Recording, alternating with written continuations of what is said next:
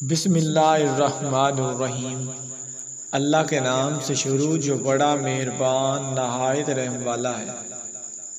اپنی 9 چیزیں کبھی لوگوں کے سامنے ظاہر مت کریں، کیونکہ لوگوں کے سامنے ظاہر کرنے سے آپ کو شاید فائدہ دے یا نہ دے، مگر نقصان ضرور دے سکتی ہے۔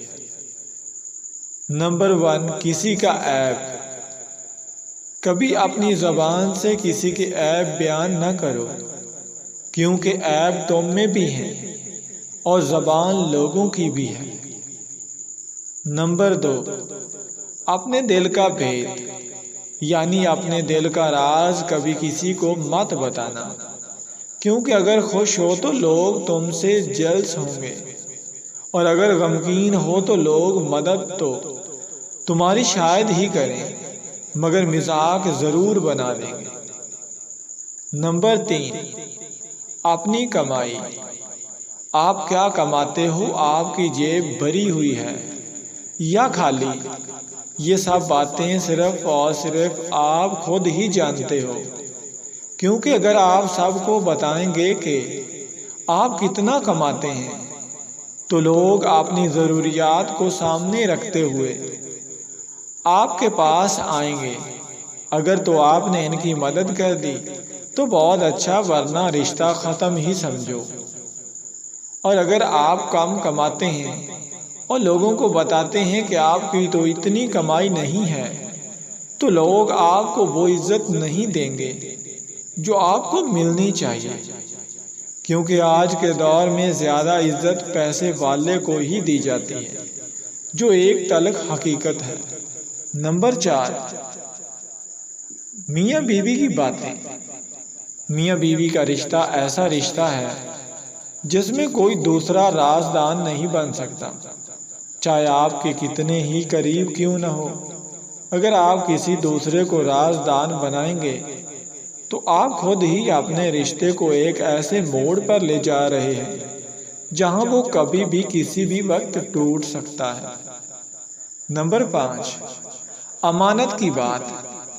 اگر کوئی آپ کا اپنا ہو یا چاہے کوئی غیر ہو اور اس کا کوئی راز یا کوئی بھی بات آپ تک پہنچ جائے تو بجائے اس کے کہ سب کے سامنے اسے بیان کیا جائے، بلکہ ایسے اس کا پردہ کریں اور اس کی حفاظت کریں جیسے اپنے آپ کے راز کی کرتے ہو۔ نمبر 6، اپنے دوست کا راز۔ اگر آپ کا کوئی دوست آپ کو کوئی ایسی بات بتائے جو اس کے لیے بہت اہمیت رکھتی ہو تو آپ کا پورا فرض بنتا ہے کہ آپ اس کے راز کی خود سے بھی زیادہ حفاظت کریں۔ نمبر 7، سفر کی سمت۔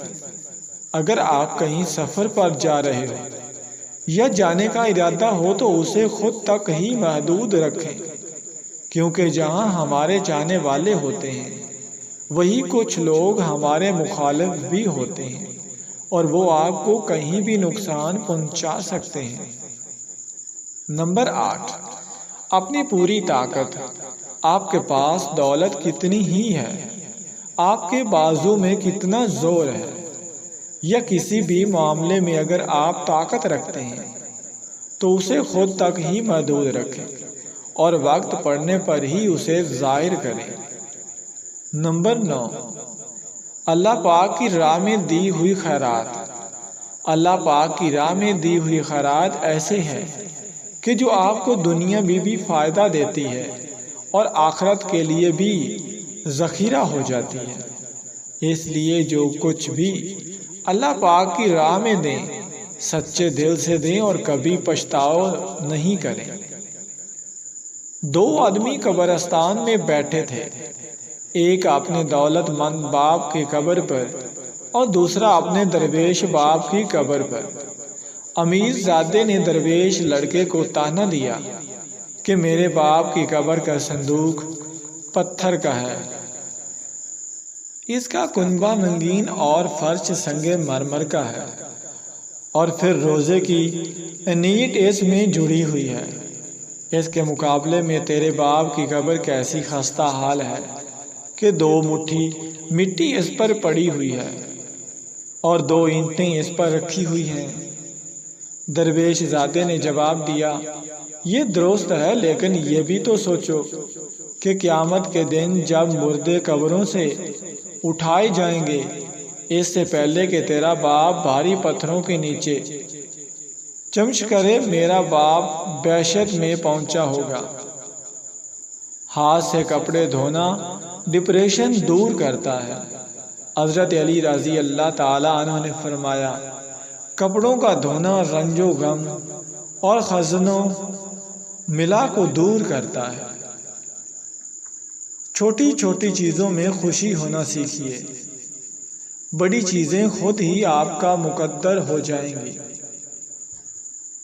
ایک دن سونے نے لوہے سے کہا، ہم دونوں ہی لوہے کی ہتھوڑے سے پیٹے جاتے ہیں، پر تم اتنا چلاتے کیوں ہو؟ لوہا جب اپنے ہی اپنے کو مارتا ہے تو درد زیادہ ہوتا ہے۔ یہ بھی ایک تلخ حقیقت ہے کہ خالص محبتیں صرف میت کو میسر ہیں۔ ہم ہر کسی کو اپنی مرضی کے حساب سے نہیں چلا سکتے، سو ماننا سیکھیے، جھکنا سیکھیے، احترام کرنا سیکھیے۔